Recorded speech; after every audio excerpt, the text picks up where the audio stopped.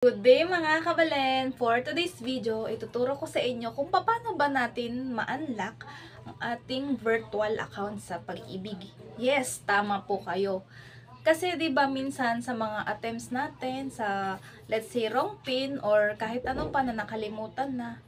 So may tendency siya na malak tayo sa ating virtual account sa Pag-ibig. So, before we do that, kung bago ka pa lang sa aking YouTube channel, don't forget to like, share, and subscribe sa ating channel. So, simulan na natin. Ito yung mga steps na ginawa ko para mapa-unlock yung account ko sa Pag-ibig through virtual. So, ang kailangan mo kasing gawin, hindi siya pwedeng madala sa online. I mean, hindi siya ma-unlock through online process. So, kailangan mo talagang pumunta sa mismong branch ng Pag-ibig. So, ako, pumunta ako sa Pag-ibig branch, dito sa amin, malapit sa amin. And then, after nun, pagka pumila ka na, pupunta ka sa confirmation desk. Pagpunta sa confirmation desk, i-assist ka doon kung ano yung concern mo. Then, inform mo lang sila na kailangan mo magpa-unlock sa iyong virtual account. So, remember this, kailangan nyo ng isang valid ID.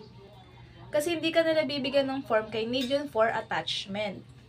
Then, after nun, bibigyan ka nila ng isang form sa unlocking account. So, ipapapap ko sa screen. Ito siya. Yan. After nitong form, meron ding number. Ayan, priority number.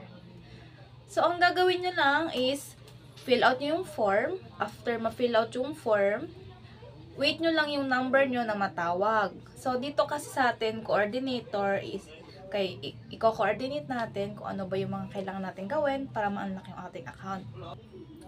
I-ask kayo kung yung mga details ba na in-input nyo dun sa data for unlocking your virtual account is connected ba dun sa inyong account through online dun sa previous. So, kung okay na, wala ng problema, after i-verify, then, ika-cut out nila yung half sheet nung finilapan nyo, then ibibigay nyo sa inyo yung half. Pero syempre, dapat doon may assign or may sign nung nag-assist sa inyo, then, inform naman nila kayo ng kung kailan nyo siya ma-unlock. Kasi magsisend sila through Gmail. So, dapat guys, yung Gmail is, yun yung active Gmail na ginamit nyo nung gumawa kayo ng account through virtual.